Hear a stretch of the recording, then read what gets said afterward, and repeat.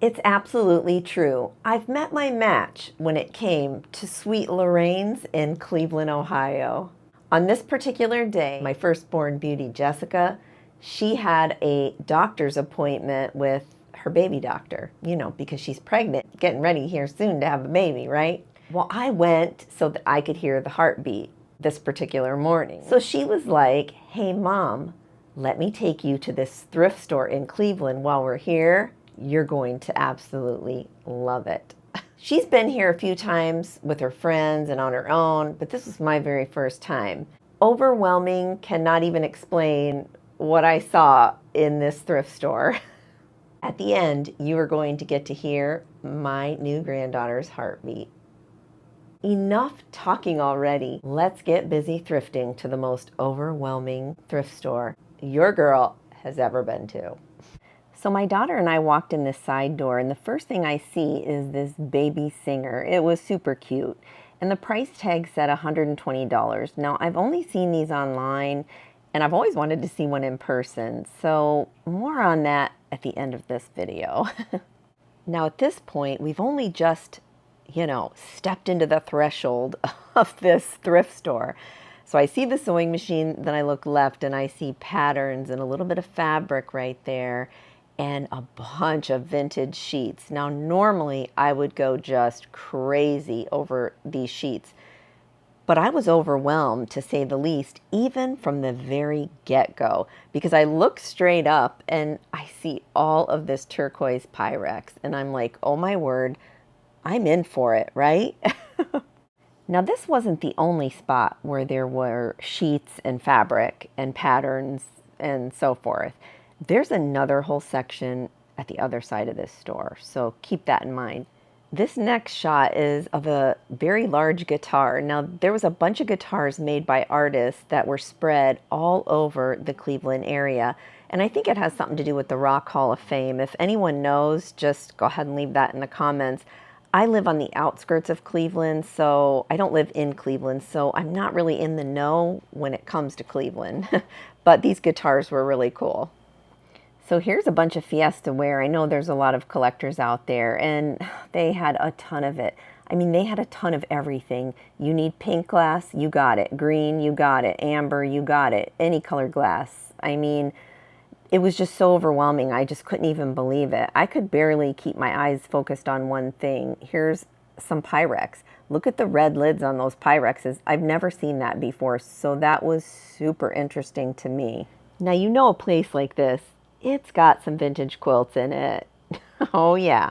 Here's just a sampling of a few that I saw right offhand. That one looked really old, but I want you to check out the price that a lot of these vintage quilts go for. Yep, $90 for that. Oh yeah, and people will buy it too. Let's take a look at this next one. Nice coloring. I love the way they made that star. So cute. And then here is just one that was stuck in there. I was trying to get it out to show you. That was super cute. Again, just a lot of linen and a lot of overwhelmingness happening here to me. I mean, I couldn't keep things straight, but look at this little bag of sunshine here. Oh my word.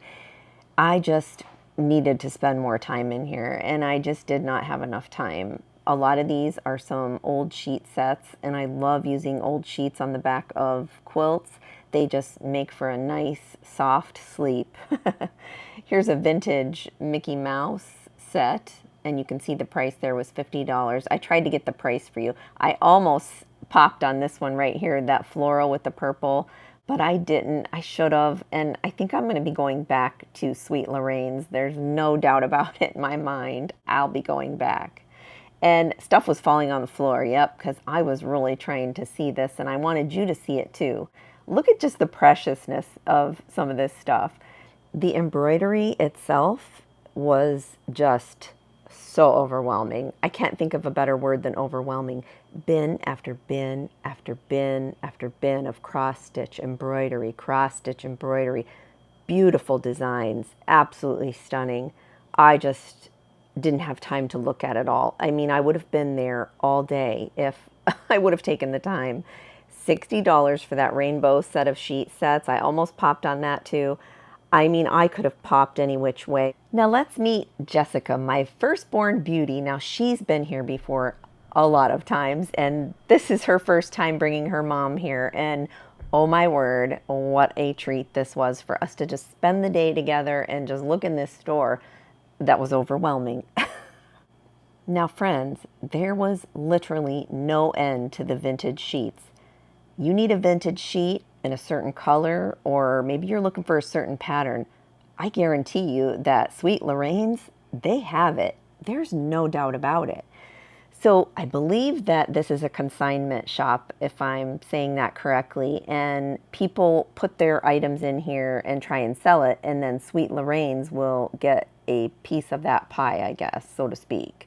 So I think that's how they run things. But those right there that you're seeing are little boxes for sewing notions and things. Now take a look over here at this wall. I mean, it was all the way to the ceiling, I kid you not, and it had just a ton of vintage fabric. I mean, friends, I just can't even tell you. I was overwhelmed. Look at these pot holders and these little knitted things, and just so darling. And here Jessica found this, and this was so cute, and let's see what the price is on that. I mean, $60. So yeah, and I think it was 3 yards of fabric too, and they had another bundle, but it was more of a canvas fabric. It wasn't really your cotton fabric, but I could probably find, a way to use it. But now you just saw my video where I cleaned out my sewing room with my fabric and some of my scraps. So I would be like adding more to it. And so I had that in the back of my mind too as I was going through all of this. I mean, just look at this linen. Look at it. It's just gorgeous. So many bright and beautiful things. I mean, I just kept pulling. I mean, look at this one. I did really almost pop on those two, but I ended up leaving them just because they were both, that canvas type material. It was too heavy for a quilt. And then I found a 2-yard bundle up there in that same fabric, and I had thought about it, and I just ended up leaving it because I did figure I will come back another day, and I'm sure there'll be different things there too. I mean, who knows? Now take a look at this, friends. For all my pattern lovers out there, it was literally a wall just deep, deep, deep of patterns. I didn't even go through them. Jessica, picked that one up and we looked at it, and I'm like, I just can't even look at it right now because it's just too much for my brain. I don't know about you. When my brain gets overloaded, I can't think. And this is what happened this day. I mean, I had already been to see the doctor with Jessica and got to hear my new granddaughter's heartbeat and whatnot. And that was overwhelming in itself. It was so much fun. And then we went here, and I was like, too much stimulation, big time. Now over here, Jessica found this, I think it was like a little corduroy type fabric, and a bin of just these beautiful sewing boxes. $45 for that one. I mean, they really were cute, and they were in great shape too. And here's some fabric. Now this was just some polyester fabric, I believe, and some silkiness was on this, but that one was cotton, I think, or that canvas type material. Just so much to look at. And here I'm just going through just some of these bins here because I just could not go through all of them. Oh my word, and look at the Afghans. People had crocheted these and put these in here. I mean, come on. Ooh, overwhelming, friends. Overwhelming for sure. I mean, they had so much stuff, things that you wouldn't even think about, like this dog right here, this big ceramic dog, right? I mean, I would have never thought to look for something like that, right? But I'm sure it's vintage, and I'm sure it's worth a lot of money. So here's a look at a bunch of these beautiful vintage purses, and I just loved looking at all that stuff. And here's some clothes, and the neat thing about Sweet Lorraine's is they actually take their clothes and put them on racks by decades. So my daughter really liked to go through all that and see the different decades of the clothes and stuff. And I, of course, did not have a chance to really go through them because of the overwhelmingness of it all. But I can tell you, I did notice these right here. Look at these purses. Now, I did not know if this was a doctor's bag or what this was, but they were so cool. They were all hand done, embroidered, and I mean, they looked vintagey. And they were about $85 for that purse right there. But they were so well made. I thought that that was one of the most interesting finds in this whole store, really. Now here's a look at all of these clothes by the decades. And I'm so sorry I didn't get a shot of all of the different things. There's that popcorn stuff for the holidays that I just showed you. That stuff usually sells really good. People want that vintagey stuff. But here's more of a look at all of the clothes and whatnot. And I really did not get a good shot of all this, so I apologize. But next time I go back to Sweet Lorraine's, I definitely will get a good shot of some more stuff. But check out that fabric. I mean, it is to die for, right? I mean, I so wish that they made fabric like some of this stuff that you see here, some of this fun patterns and such. My daughter picked that one out with the fabric. It looks so cool.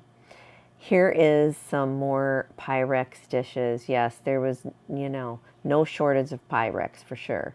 Here's some vintage Barbie stuff going on. And what caught me off guard was the sign here. I think I show it. Yeah, it says more Barbies located in the toy room. And I looked at my daughter and I was like, there's a toy room here too? Oh my word. Now, there was some sense of organization here, but honestly, you have to look down every little corridor and every little cubby so that you don't lose out on maybe something that you're looking for. That paper was absolutely darling, some old vintage wrapping paper, and I typically buy it when I see it, but I didn't buy that. Like I said, when I'm overwhelmed, I don't pull my checkbook out. Here was a darling knitted baby outfit. I mean, how cute. And here, now we're in the toy room. And right when I walk in, I see this So Magic by Mattel. I mean, any little girl would love that, right? Look at the Barbies, though. So overwhelming. We found a couple good pieces, but we didn't pop on any. We just didn't see the need right now. But check out this little armoire here with the little hangers in it for Barbie, and she even had a little piano. I mean, I've never seen that before, so evidently that must have been in the 60s, I'm thinking, because I don't think it was after the 70s when I was playing with Barbies, but I don't know. So here's this little sew machine, and I believe it was like $25. That's what I was looking for there, the price. And over here you see this metal circus set up there in the cabinet, and just a lot of vintage toys. And here I'm just pointing at the Sew Master sewing machine up in the corner there for a child. So we've seen quite a few child sewing machines since we've been here. Now, some of you might remember this is the daughter I'm with that likes the clowns. She wanted the clown baby quilt. Well, she even said that this clown was too creepy to buy. So there you have it with that one. Here was a whole wall of the vintage games. I mean, these weren't just vintage. These were extra vintage, if I could say it like that. Check out the top shelf. I mean, this store, it goes all the way to the ceiling. I mean, that's what's overwhelming. I think there's just too much going on here, really. Okay, now let's come full circle back to that little Singer child sewing machine. I did have that woman take this out of the cabinet so I could literally look at it and play with it. So it's a hand crank kind of situation. It's a hand crank, but it's got the, this is the stop. I mean,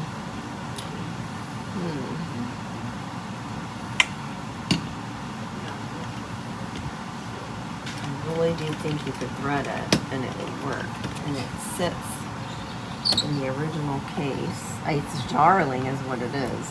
Yes, it is. My words would be how stinking cute. Just trying to put it in there right.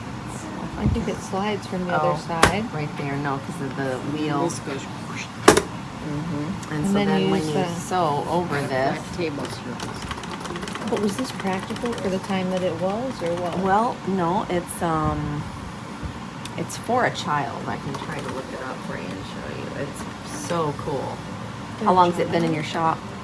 Not too long, a couple of months. So here's the deal on these children's sewing machines, this Singer one in particular. You can only thread it on the top, and it doesn't have a bobbin area to put thread in the bobbin. So it only does a chain stitch. So it's not really worth it. It's just for kind of a shelf trophy, so to speak. And I really didn't need another thing to collect dust. So I ended up leaving this darling sewing machine behind. I know, so sad. With my daughter's permission, here is my brand new granddaughter's heartbeat. Immediately it goes up. And if you're wondering, I did walk away with this Pyrex vintage mug with the eagle on it. I got it for my husband because he's a patriot and he loves eagles. Now this day may have been overwhelming, but it was overwhelmingly fun because I got to spend it with my firstborn beauty, Jessica. Until next time on the Sewing Channel, take care.